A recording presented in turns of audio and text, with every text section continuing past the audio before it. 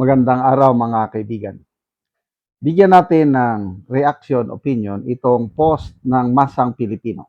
Title, Rapi Tulfo tumabla na kay BP Sara sa pagkapresidente sa 2028 ayon sa Pulse Asia Survey. Magkasing lakas ang ipinakitang suporta kina BP Sara at Senator Rapi Tulfo sa pinakahuling nationwide survey ng Pulse Asia Research para sa posibleng 2028 presidential contenders. Sa naturang pag-aaral na isinagawa mula February 27 hanggang March 2, parehong umabot sa 46% ang voters preference ng dalawa, isang indikasyon na halos pantay na lakas ang kanilang pambansang base ng suporta sa kasalukuyan.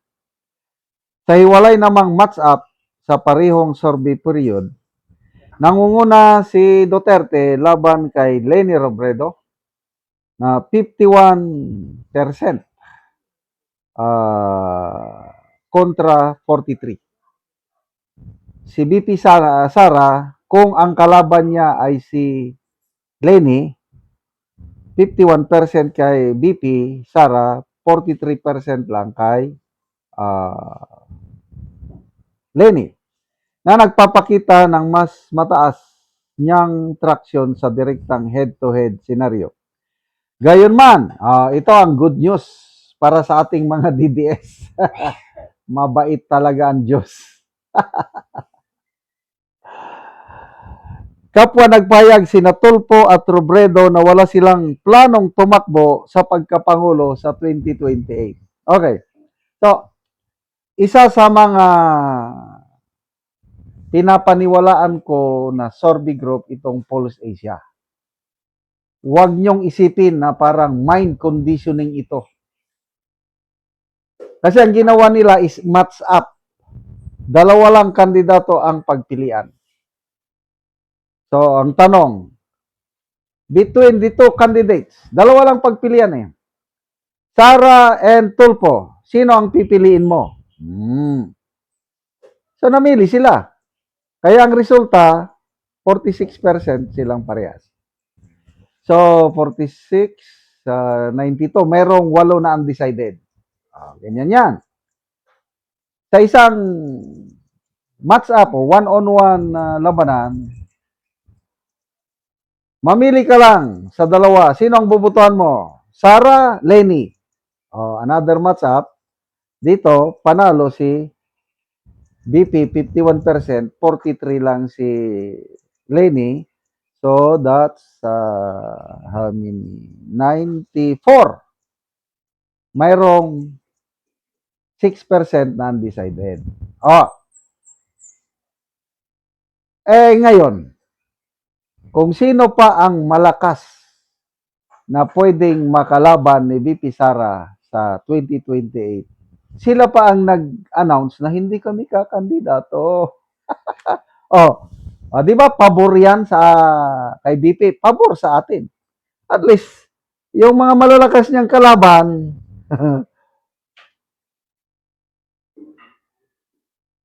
ano bang rason ni Tulfo? Sabi niya, daming problema niyan. Ayoko na nga. Sabi niya, senador na lang ko. Wala pa akong problema. Sigurado akong mananalo. Correct. Ibig sabihin, wais din itong si Tulfo. It's not yet my time. Sabi niya, kung minsan ganyan eh, yung wisdom, yung diskarte ba, yung timing lang. Huwag mong banggain yung pader. So, ang lalaban kay BP Sara ngayon parang bumabangga sa pader. Wala na akong problema. Re-election lang ko, siguradong mananalo. Wala na, sitting pretty na talaga si Rapi Tulfo. Si Madam Leni naman, wise decision pa rin. Kaya mas lalo akong bumilib kay Madam Leni itong decision niya ito. Nung kampanyahan nung 2022, ayoko sa kanya. Kasi nga, mahina. Parang lutang. Kaya lang at least, kahit mahina, kahit lutang, kasi bumagsak ata sa bar exam sa first try, saka lang nakapasa sa second try. At least, sa kanya, walang bahid ng korupsyon. Tapos, yung nasimulan niyang mga pagbabago sa Naga, kailangan niyang ituloy. Kaya again, wisdom. Alam niyo, sa buhay natin, pangapangyari sa buhay is lahat ano na ng Diyos yan eh. Ano na sa palad. Sa Proverbs 19 verse 21, many are the plans in man's heart, but it's always the Lord's purpose that prevails. Noong 2022, mananalo na sana si BP Sara, tumakbong pagka-presidente, kaya lang ayaw niya. Oh, ngayon, hirap na siya. Wala na silang kapangyarihan. Kinulong ang tatay niya. Grabing panggigipit. Saka siya nagdesisyon na tatakbo. Ang hirap kaya.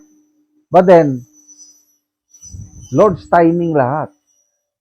Kaya nakikita ko, God is moving sa bansa natin, sa political career ni BP Sara, kasi God has caused itong mga malalakas na kalaban, Tulfo and Lenny. Wag muna kayo ha. Diyan lang muna kayo. Kasi gusto ko si BP Sara ang manalo. Oh, ano ngayon? Sino ang kalaban ni BP? Contiveros? Bam Aquino? John Beck? Sino pa? Romualdez? Oh, kahit pagsamasamahin nyo pa sila. Kasi nga, wala na. Nag-decide na si Madam Lenny at Senator Rapi. Smooth sailing na tayo sa 2028. Ito na lang impeachment trial ni BP Sara ang kailangan niyang mapagpanalunan. Salamat mga kaibigan sa inyong pagsubaybay sa channel na ito. Nakakatulong kayo ng malaki sa tribong Talanding ng Bukidnon dahil ang income natin sa channel na ito is pantulong po sa tribo. Namimigay tayo ng libreng yero at pako para makapagpatayo sila ng mas maayos na tirahan. Panoorin nyo ang video na ito. Ako diri sa balay sa natabangan og yero. So mauna ni ang hitsura sa iyang atop. Mauna ni ang kadako sa buslot. So nangaputol na gyud ang uban oh. Kita gyud nato nga kuan na gyud kaayo.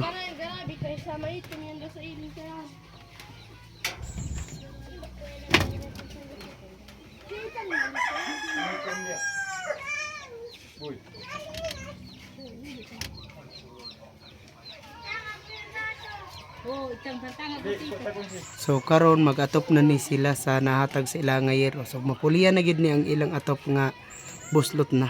Og karon mao na ni ang yero nga nahatag nga natabang sa ilaha.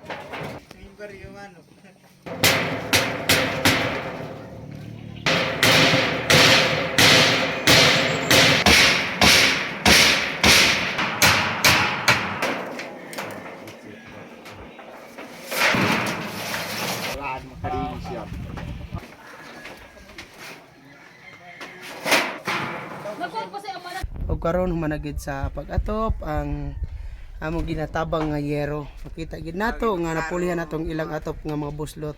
So maayo na gid karon. Salamat sa Ginoo nga na pulian na gid among sin nga buslot. Salamat sa naghatag kayo sa sin sa amo kay nakaatuplan.